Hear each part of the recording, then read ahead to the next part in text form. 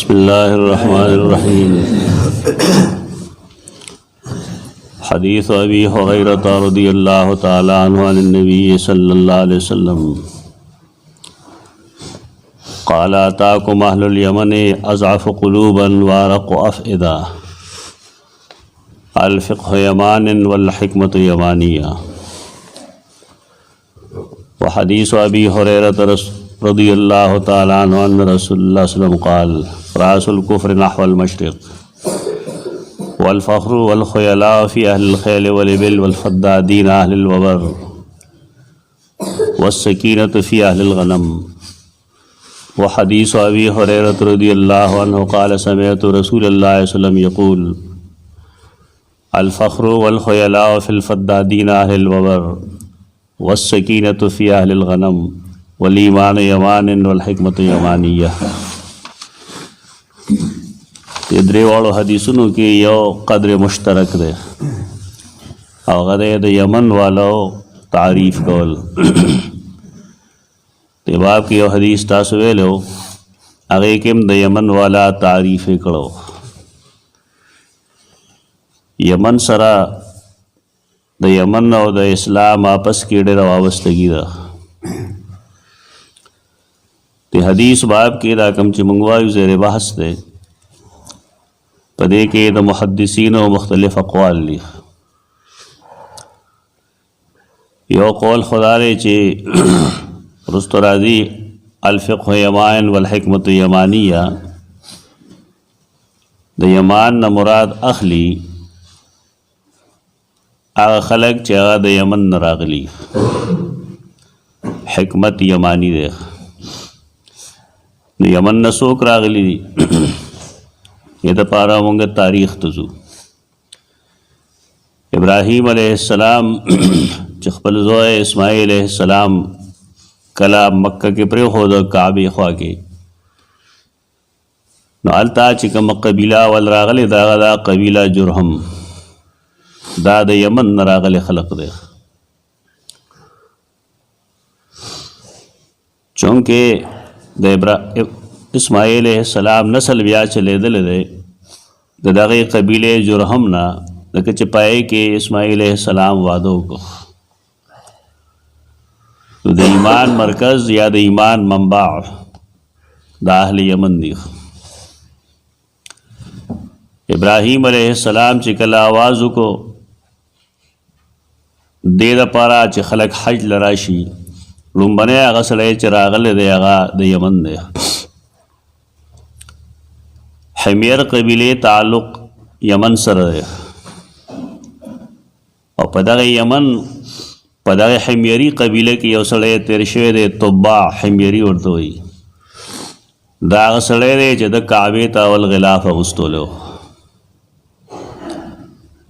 رسول الله صلی الله علیه وسلم چې دا هغې تعریف کوي داسې نه کوي. بیا په انصارو کې چې کومې دوه ډلې دي اوس او خزرج دا هم د یمن نه تللي دي او په دې نسبت باندې چا چې حج او عمره کړي او کعبه پیژندلي نو کعبه کې یو رکن دی ته رکن یمانی وایي. یو ګوټ ته پکې هغې ته رکن یمانی وایي. دا ورته یمانی وایي په دې وجه چې دې تعلق یمن سره دی نسبت یمن سره دی. یمن والا خلقو چې هغې د ابراهیم علیہ السلام په آواز باندې هم لبیک ویلو او یمن والا خلق دی چا چې د رسول الله صلی الله علیه وسلم په آواز هم لبیک ویلی دی. اوس خزرج د انصارو قبیلې دا هم یمانیین دي. بعض محدثین دلته کې دا وایي چې چونکه مکه مکرمه آباد کړې یمانیین وه نو دې وجې نه مکې مکرمې ته نسبت کوي الفقه یمان والحکمت یمانیه چې فقه خو د یمن ده دین هم د یمن دی حکمت هم د یمن دی. دا تاویلات دا کم چې رستو مونږ وویې دا ډېر ښه دي لیکن اتاکم اهل الیمن اضعف قلوبا اتاکم اهل الیمن دا الفاظ دا غیت سره مرګرتیا نه کوي. په دې حدیث کې مراد خاص اهل یمن دي، انصار نه دي مراد. حافظ ابن حجر اسقلانی په دې تفصیلی بحث کړی دی د دې حدیث لاندې، او دی ویلي چې دا ټیک دا چې اوس او خزرج د دې تعلق یمن قبیلې سره و، لیکن دلته رسول الله صلی الله علیه وسلم د هغې فضائل نه بیانوي، بلکې دا فضیلت بیانوي د یمن دا خلقو چې هغه د رسول الله صلی الله علیه وسلم په زمانه کې هغې ایمان راوړو. بار کیف دینا دا معلومه شوه چې کوم خلق نیک خلق دی، اگر چې مخکې تیر شوی دی، نو پکار دا چې سړی د هغې تعریف او تعارف وکړي، پیژنګلو یې وکړي نوې نسل سره چې په دې فلانې فلانې قبیله کې فلانې فلانې سړی ډېر ښه تیر شوي دي. قرآن مجید هم په دې بنیاد باندې د لقمان تذکره کړې ده، او د هغه تعلیمات یې موږ ته ښودلي دي چې لقمان ډېر حکیم و، هوښیار و. حکیم دا طبیب ته نه وایي، طبیب ځان لسیز دی، حکیم ځان لسیز دی. زمونږ د علاقو کې خلک طبیب ته حکیم وایي، عرب طبیب ته حکیم نه وایي. حکیم هغې هغه چاته وایي چې پوه یې هوښیار یې. محدثین او مفسرین لقمان ته حکیم وایي، نه زمونږ خلک خیال دا کوي چې دی ګندې ډاکټر و، طبیب و. طبیب نه، بنیادی غلطي دغه ځای نه لګېدله. هسه خو ډېر دروغ وایي پکې چې دستونه پې لګېدلي خو ښه کېده نه. یو پوړی یې واخېسته، هغه دریاب ته وویشته، نه دریاب ودرېد. دا د خلکو کیسې دي، په ممبرونو هم خلک بیانوي، سړی حیران شي دا څه دي. د لقمان حکمت قرآن مجید ښودلی دی که نه، یا بنی لا تشرک بالله ان الشرک لظلم عظیم. بچوړیه شرک مه کوه، شرک ظلم عظیم دی. د خلکو مصیبت دا چې دې قیسه یې مني، قرآن نه مني. دا لقمان حکمت دغه و. د لقمان حکمت دا مو چې هغه د پلار مور د هغه په لهجه کې، د هغه د جملې په منځ کې، د کلام په منځ کې الله د پلار مور حقوق بیان کړي دي. او بیا لقمان د هغې نه وروستو خپل بچي ته اخلاق ښودلي دي چې لویي مه کوه، کوږ مه ګرځه، شونډ مه پړسوه، اواز ډېر مه اوچتوه. کم چې د حکمت خبرې قرآن لیکلي هغې نه څوک واقف نه دي، او کیسې کوي خلک دومره هوښیار څه چلو شي چې هوښیار. قرآن د هوښیارانو ذکر چې کوي نه، هغه د دیني هوښیارانو کوي.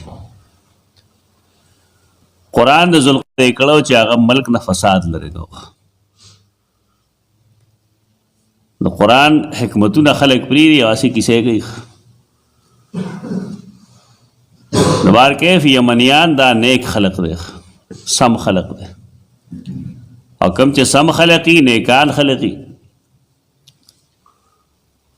پکار دی چې د هغې تعریف او تعارف وکړی شي. نو دې حدیث کې هم رسول الله صلی الله علیه وسلم فرمایي اتاکم اهل الیمن، تاسو له یمن والا راشي. هغه یمن والو کې کار دا دی چې اضعف قلوبا وارق افئده، ضعف او رقت. د کومو خلکو چې زړه کمزوري یریږي، الله نه یریږي، مخلوق نه یریږي، حادثاتو نه یریږي. دا هغه کمزوري نه ده مراد چې د فلان کې زړه کمزوری دی وینه نه پاس کوي، نه، دا هغه زړه مراد دی چې هغه د الله د عذاب نه یریږي. رقیق القلب، نرم دل ته وایي. رسول الله صلی الله علیه وسلم خپل بیماری کې سیدنا ابوبکر صدیق رضی الله تعالی عنہ د جماعت دپاره ذمہ دار کو چې ته به مونځ کې مخکې. سید عائشہ فرمایل شاید زما والد صاحب دا کار ونه کړی شي، ځکه رقیق القلب دی، د الله مخې ته چې ودرېږي نه ډېر جاړي. رسول الله صلی الله علیه وسلم فرمایل دا کار هغه کولی شي، ډېر لپاره مناسب دی. د زړه نرمي هغه دای چې انسان کې سختی نه وي ځایه.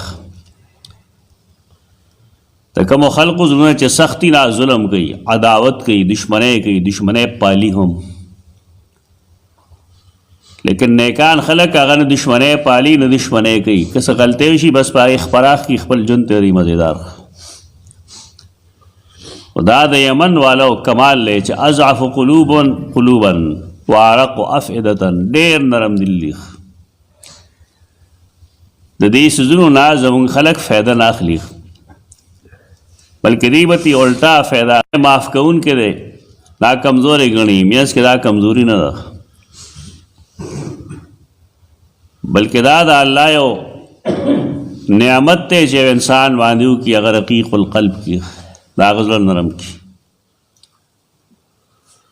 دا د هغې حالت دی کوم چې رسول الله صلی الله علیه وسلم بیان کو، او بیا یې وفرمایل الفقه یمان، فقه د دین پوهې ته وایي.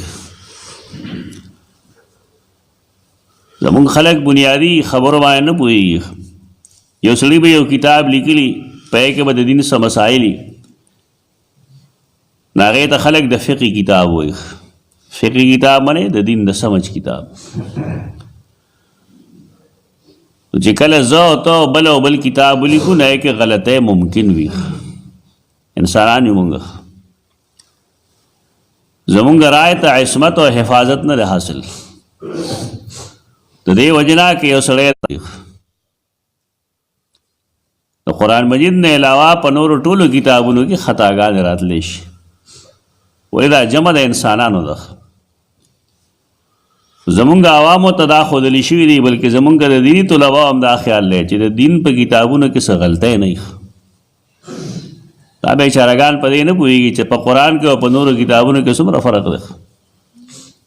قرآن د الله تعالی کتاب دی، د هغې د حفاظت ذمه الله اخیستې ده، په هغې کې د غلطۍ امکان نه وي. کله کله یې کې هم خلک زور په کتابونو کې علمي غلطۍ، نو ځان د دې مصیبت کې مه ورچوئ چې دا یې کتاب دی، دې کې څنګه غلطي راځي، دا انسان لیکلي. نو فقه د دین سمجھ ته وایي. د دین سمجھ یو سړي کله صحیح اخیستي او کله غلط اخیستي. نور خلک دی د هغې فقه ته کنځلې کوي. کم خلک چې هغه فقها دی هغې ته هم بدرد وایي. دا دواړه رویې غیر مناسب دي. د فقهای کرامو مونږه احسانمند یو چې هغې څه فرضي شکلونه جوړ کړي د دې دپاره چې مونږه رستنو خلقو ته په هغې کې اسانتیاګانې راشي. د هغې څه ګناه نه دی کړی. لکه څنګه چې زمونږ خلک څه مثالونه ورکوي په میتھمیټکس کې، په نورو مضامینو کې، نو دارنګې هغې هم مثالونه پیش کړي چې که دا خبره داسې پیش شي نو څه به کوو، که دا داسې راشي نو څه به کوو. د دې فرضیاتو مقصد هغه دای چې خلقو ته یو تیار پوهه او تیار علم ورشي. اوس خلقو غلطي دا وکړه چې هغې د الله او د رسول د فرمان په شان وګڼل. دا افراط او تفرید ته دا نه دي کول پکار. د عالم علم کله صحیح کیدی شي او کله غلطېدی هم شي. خو رسول الله صلی الله علیه وسلم د یمن والو د دین د سمجھ تعریف کوي. الفقه یمان، د دین سمجھ خو د یمنیانو دی. نو ډېر لوی خلق تیر شوی دی په دغې یمن علاقه کې، غټ غټ خلق. د هغې کتابونه هم موجود دي. والحکمت یمانیه، حکمت دا څه ته وایي؟ دا هوښیارتوب ته وایي. والحکمت یمانیه، حکمت خو د یمن وي، هوښیارتوب سمجھ دا د یمنیانو دی. نو بار کیف په دې حدیث کې رسول الله صلی الله علیه وسلم